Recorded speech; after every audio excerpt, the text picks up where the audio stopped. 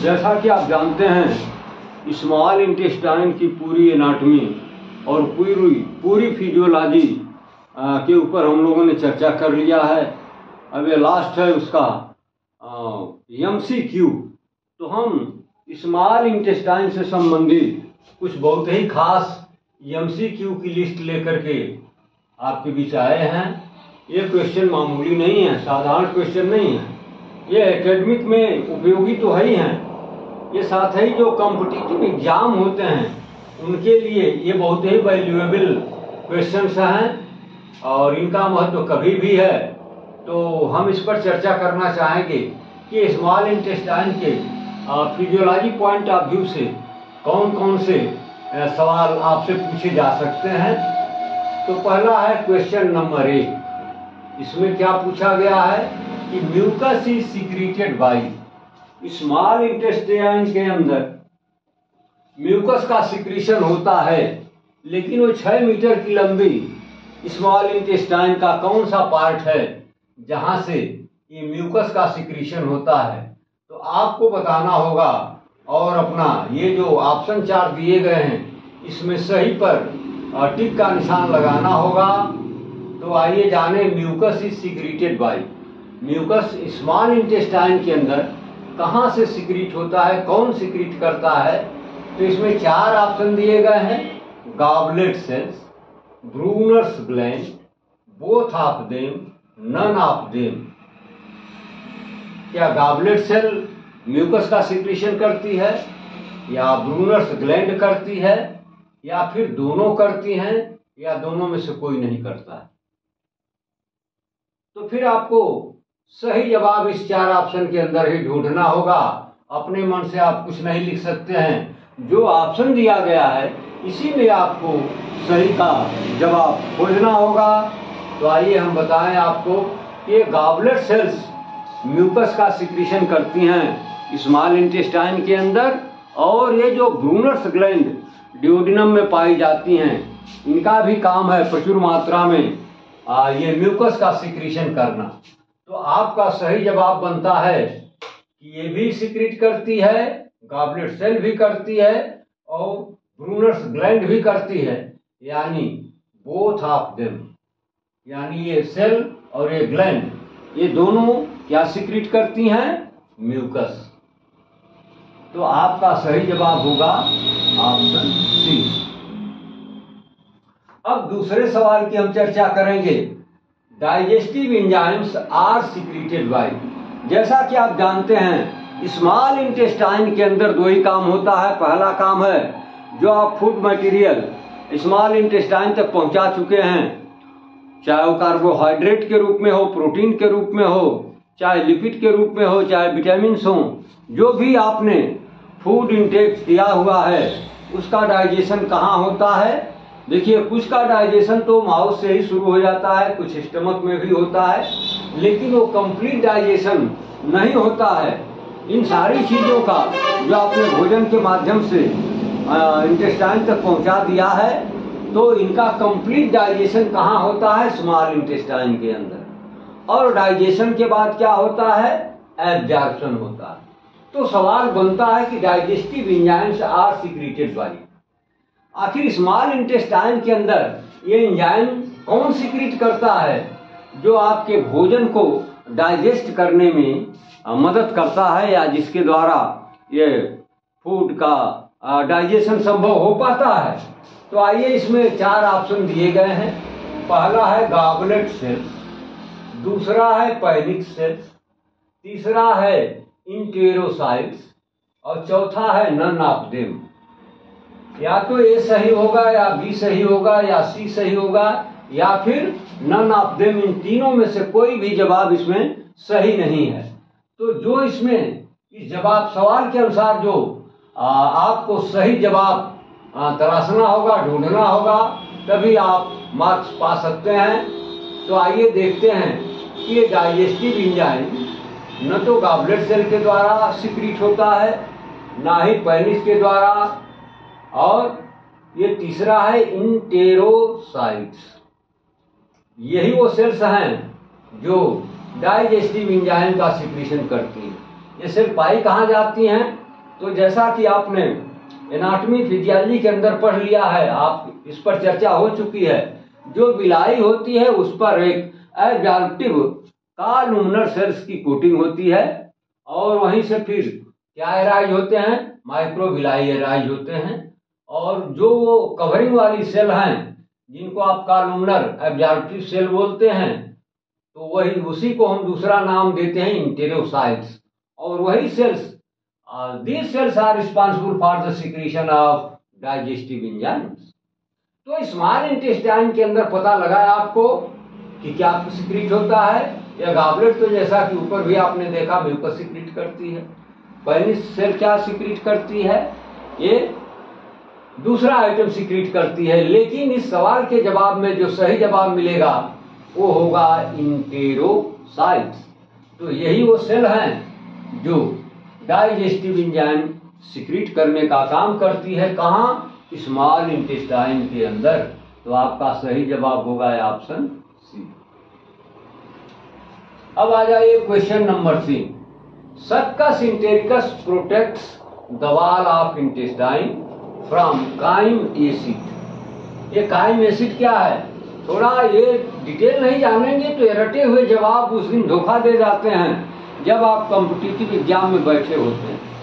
तो इनका थोड़ा बैकग्राउंड भी अगर आपको मालूम रहता है तो आपकी मेमोरी में लॉन्ग टाइम पड़ा होता है, भूलता नहीं। Succus entericus protects the wall of intestine. ये जो सक्कस इंटेरिकस है ये स्मॉल इंटेस्टाइन की दीवार का प्रोटेक्शन करता है। इससे फ्रॉम काइम एसिड। ये काइम एसिड क्या है, भोजन माउथ से चल करके इसोफेगस के द्वारा स्टमक में पहुंचता है, तो बोलस होता है, वहां से फिर जब ये स्मॉल इंटेस्टाइन के अंदर पहुंचता है तो इसका नाम बदल जाता है, इसको हम नाम देते हैं काइम। और जब ये स्टमक से इंटेस्टाइन में एंट्री करता है तो उसके साथ स्टमक में चूंकि वो ऑक्सेंटिक सेल्स होती हैं जो एचसीएल सिक्रीट करते हैं, और यही एचसीएल जो है काइम के साथ इंटेस्टाइन में भी पहुंच जाता है। तो एसिड जहां भी पहुंचेगा, जहां उसकी उपस्थिति होगी, उसका एक ही गुणधर्म होता है, इरोजन पैदा करना, जलाना।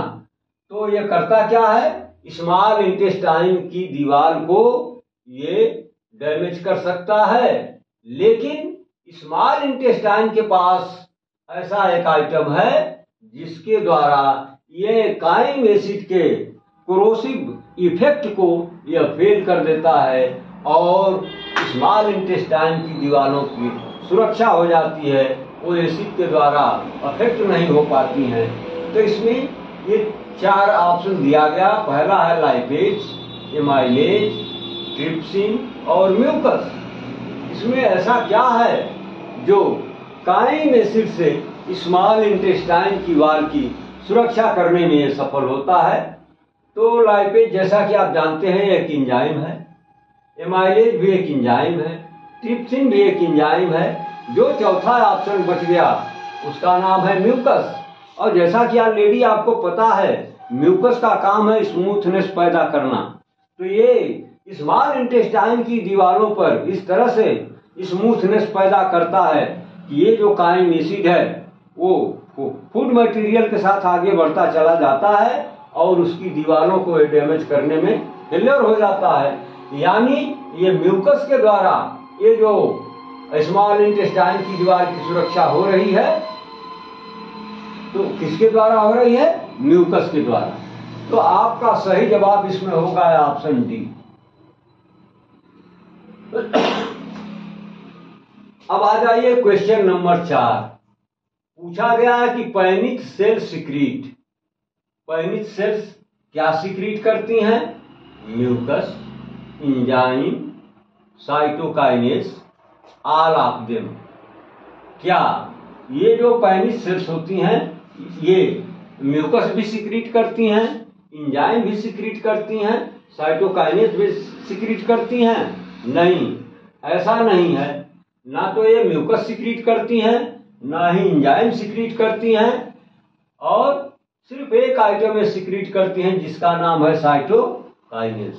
तो इस सवाल का सही ऑप्शन जो होगा कि पैनिक सेल्स सिक्रीट साइटोकाइनेस,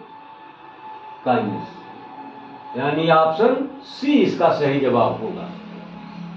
अब आइए क्वेश्चन नंबर 5। इसमें पूछा गया है कि intrinsic factor of Castle is necessary for absorption of. ये जो इंट्रिंसिक फैक्टर ऑफ कास्टिल है ये किसके एब्जॉर्प्शन के लिए आवश्यक होता है। इसमें 4 ऑप्शन दिए गए हैं, vitamin A, vitamin B12, vitamin B6, vitamin B1।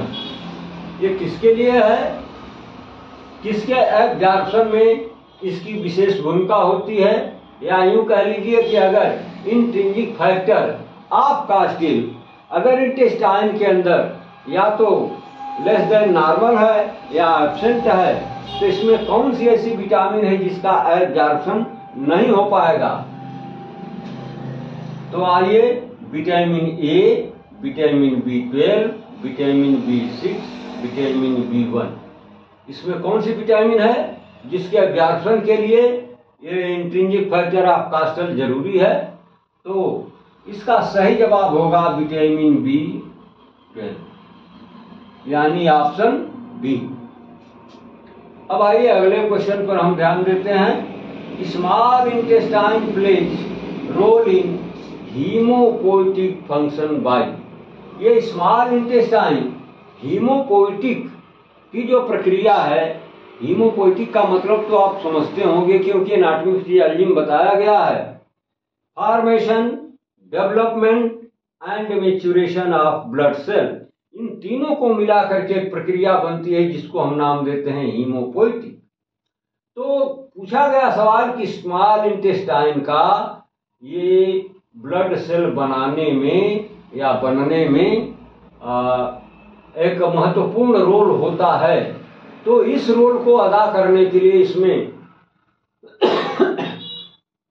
इसका क्या योगदान होता है, किसका योगदान होता है, क्या डाइजेस्टिव एंजाइम का या इंट्रिंसिक फैक्टर ऑफ कास्टिल का या म्यूकस का या ऑल ऑफ देम। वो कौन सा इसमें फैक्टर है जो 4 ऑप्शन दिए गए हैं जो जिसके द्वारा स्मॉल इंटेस्टाइन हीमोपोइटिक की प्रक्रिया में एक इम्पॉर्टेंट रोल प्ले करती है। तो डाइजेस्टिव एंजाइम के बारे में जैसा आप जानते हैं, जैसा इसका नाम वैसा इसका काम। क्योंकि यह डाइजेशन के लिए है, एंजाइम है, डाइजेशन का काम करता है, तो ये तो ऑप्शन हो नहीं सकता। लेकिन जो दूसरा ऑप्शन बताया गया वो क्या है, इंट्रिंसिक फैक्टर ऑफ कास्टिल। ये जो इंट्रिंसिक फैक्टर ऑफ कास्टिल है क्या यही तो नहीं है? हाँ, आपने ठीक सुना, ये जो ऑप्शन बी है। क्योंकि म्यूकस का काम तो ऊपर के क्वेश्चन में आपने देख लिया था, ये करता क्या है, स्मॉल इंटेस्टाइन की वॉल को स्मूथ रखने में सहायता करता है ताकि ये काइम एसिड से उसके डैमेज होने को बचाया जा सके। तो ये जो बी वाला इसका जो ऑप्शन है इंट्रिंसिक फैक्टर ऑफ कास्टिल, यही वो फैक्टर है जिसके द्वारा ये स्मॉल इंटेस्टाइन ब्लड सेल के फॉर्मेशन में मदद करती है। ये फैक्टर करता क्या है, ये जो विटामिन B12 है इसके एब्जॉर्प्शन को ये बढ़ा देता है। और ये विटामिन B12 जो है ये करती क्या है, ये बोन मैरो को स्टिमुलेट करती है। जब बोन मैरो स्टिमुलेट होता है तो आरबीसी का प्रोडक्शन बढ़ जाता है, तो वही प्रक्रिया हो जाती है हीमोपोइटिक। अब तो इसमें सही जवाब क्या होगा, ऑप्शन बी।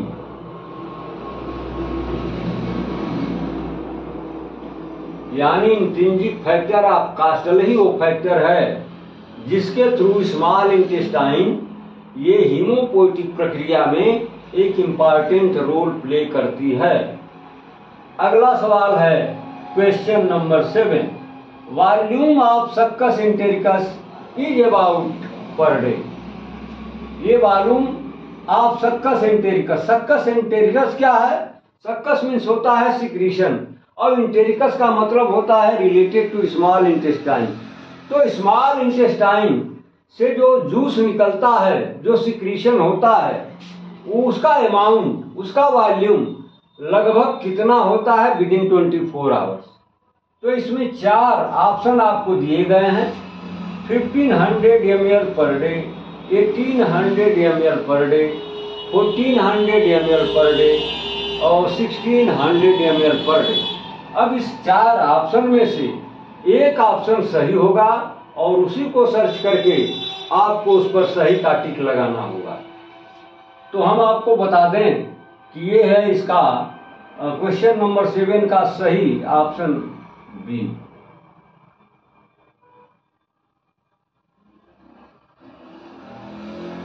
यानी 1800 ml per day. Question number 8 पूछा गया, lacteal carry carbohydrate, protein, fat, none of them. ये जो लैक्टियल होता है ये क्या कैरी करता है? उसमें 4 ऑप्शन आपको दिए गए हैं, कार्बोहाइड्रेट, प्रोटीन, फैट और नन ऑफ देम। क्या तीनों को कैरी करता है या सिर्फ कार्बोहाइड्रेट को या फिर प्रोटीन को या फिर फैट को या इनमें से कोई भी नहीं?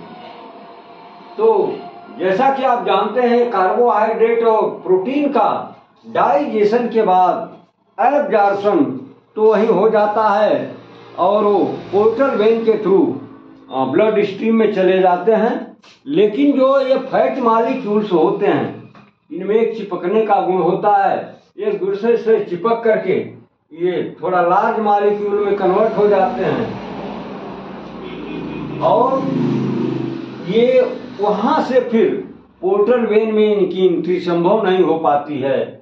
तो फिर ये लार्ज मॉलिक्यूल की चीजें ये लैक्टियल्स के द्वारा एंट्री करते हैं और लिम्फ के साथ से पहुंच जाते हैं ब्लड स्ट्रीम में। तो लैक्टियल कैरी, लैक्टियल के द्वारा क्या कैरी होता है? कार्बोहाइड्रेट नहीं, प्रोटीन नहीं, फैट यस। तो आपका सही ऑप्शन होगा ऑप्शन सी। क्वेश्चन नंबर 9, इसमें पूछा गया, absorption of digested food is the function of small intestine. Digested food का एब्जॉर्प्शन करना क्या स्मॉल इंटेस्टाइन का काम है या नहीं? तो आपको इसमें वो 4 ऑप्शन का नहीं इसमें विकल्प है, इसमें सिर्फ आपको ये बताना है कि दिस स्टेटमेंट इज फॉल्स और ट्रू। ये जो बात लिखी गई है कि absorption of digested food is the function of small intestine, digested food का एब्जॉर्प्शन करना स्मॉल इंटेस्टाइन का काम है, क्या यह कथन सही है या गलत? तो हम आपको बता दें कि ये ऑप्शन, ये स्टेटमेंट बिल्कुल सही है, इसमें कोई गलती नहीं है। तो आपका जो टिक का निशान लगेगा वो टी पर लगेगा, यानी ऑप्शन टी इसका सही जवाब। क्वेश्चन नंबर 10, बिलाई decreases surface area of absorption. ये जो बिलाई होते हैं ये एब्जॉर्प्शन के लिए जो सरफेस एरिया है म्यूकोजल लेयर पर उसको ये घटा देते हैं, उसका दायरा, उसका क्षेत्रफल ये कम कर देते हैं। क्या ये स्टेटमेंट सही है या गलत? अब आपको इसका जवाब ढूंढना है। तो यहाँ पर ये 4 के बजाय 2 ही ऑप्शन है, एक है एफ यानी फॉल्स और दूसरा है टी माने ट्रू। तो क्या ये बिलाई के वजह से जो स्मॉल इंटेस्टाइन के म्यूकोजल लेयर पर एब्जॉर्प्शन के लिए जो सरफेस एरिया है क्या वो और नैरो हो जाती है या फिर नहीं होती है? अब इस पर आपको सही या गलत पर या फिर टी पर आपको टिक लगाना होगा। तो हम आपको बता दें कि ये बिलाई जो हैं these increases the surface area of absorption on the mucosal surface of small intestine। यानी ये स्टेटमेंट रॉन्ग है, गलत है। तो आपका जो टिक वाला निशान होगा वो होगा यफ। तो इस तरह से हम आपके साथ ये बहुत ही कीमती, बहुत ही मूल्यवान 10 सवालों की ये लिस्ट आपके सामने लाए और उस पर हमने अच्छे से चर्चा कर लिया। अब स्मॉल इंटेस्टाइन की कहानी यहीं पर खत्म हो जाती है। फिर हम अगले एपिसोड में लार्ज इंटेस्टाइन से संबंधित बहुत सारी चर्चा आपके साथ करना चाहेंगे।